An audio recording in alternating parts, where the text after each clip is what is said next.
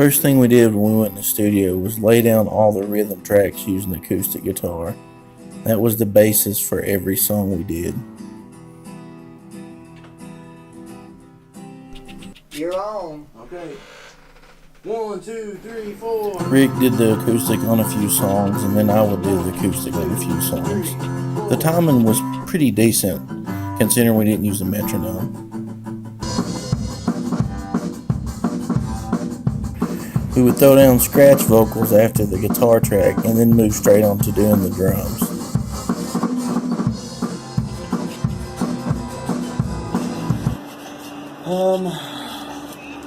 So prior to this band, me and Doug were in a previous band called Curly Purtis.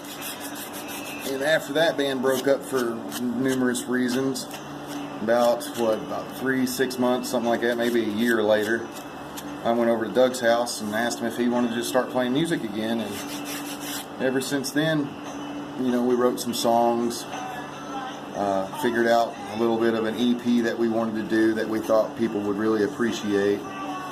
So we went back to the studio and did that for, I'd say, about a year. From the time we started to the time the CD got done was almost a year. So before it starts, there's a light at the end of this tunnel. Yeah. You want to hear it? Yeah, let's hear it.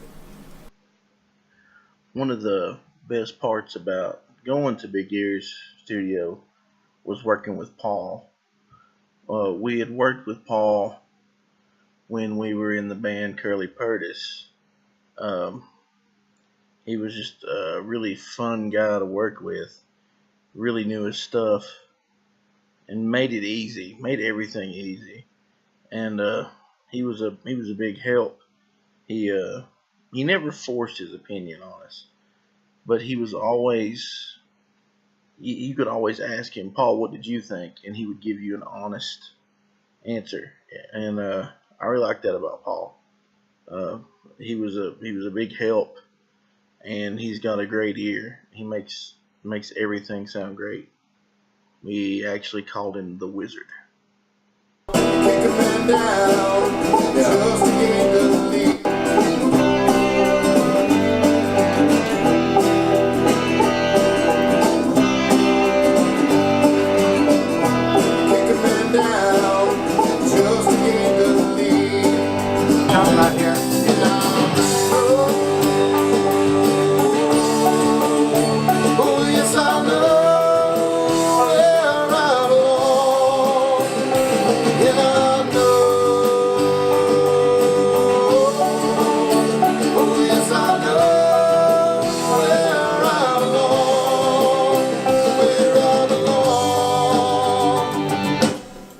Yeah. When you burn through band members, you think that there is absolutely no hope for your future in music because nobody wants to play with you. But what the real problem is, there's nobody out there that really wants to put in the time or the work. They just want the idea of being in a band or benefit from all the work that other people's done. They don't ever want to put the work in. So as me personally, I'd rather it just be me and Doug. But Only do two different in the intro there. I just want to record a little lead part, and then in the verses I want to add some banjo, and that's it. I don't want it throughout the entire song. Okay. So I'll take it from the top. Okay. Here we go. 1, 2, 3, 4, 5, 6. We didn't have everything, every little part planned out in the studio. When we started, we wrote all the songs around the acoustic guitar part, but we knew that Ricky was going to play drums and some guitar, and I was going to play some guitar. But as we went, we started adding more things, and we didn't know exactly how it would sound until we got there and tried it. So some of these songs we spent a while working on, and sometimes, we'd have to step back and I'd have to ask Ricky, well, what did you think of that? And he would offer suggestions, and it worked out great. Um, we just try to be honest. We want each other to be happy with what we've created. We don't want anybody to be upset or, think later on down the road, well, I really wish we hadn't done that. Do whatever you want, Doug. That's your call. I don't care. I don't know. Well, I mean, it's not. To me, it's not a focus. It's not a focus part. Well, you don't even have to put it in there if you don't want to. It's there to fill up sound. Well, do you have the one that I recorded the first? Yeah. Just keep it. I mean, we're gonna put like what 6,000 backup vocals over there. Oh yeah, that's right. Are you putting a picking part?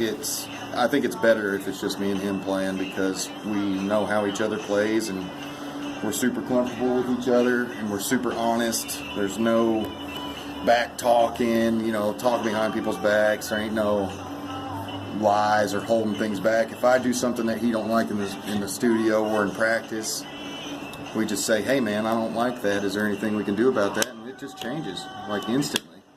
And that's the main important part is communication. We tried out quite a few instruments while in the studio. If you listen, you can hear 6-string banjo, some ukulele, and some 12-string electric guitar. We didn't want to rule anything out. We wanted to experiment and be free to do what we wanted to do. We also did a lot of work with our backup vocals. We added in harmonies and backups, and I even sang lead vocals on Never Made It Through. It was quite a bit of work, but Paul and Ricky were very forgiving. When you go into the studio, you want to make a record. You want your songs to be serious. You want to be taken seriously. But we try not to take ourselves too seriously. We try to have fun. Having fun is the most important part. We kind of got away from that. In the last band we were in, things got too serious. But we just take it as it goes now. Try to have a good time.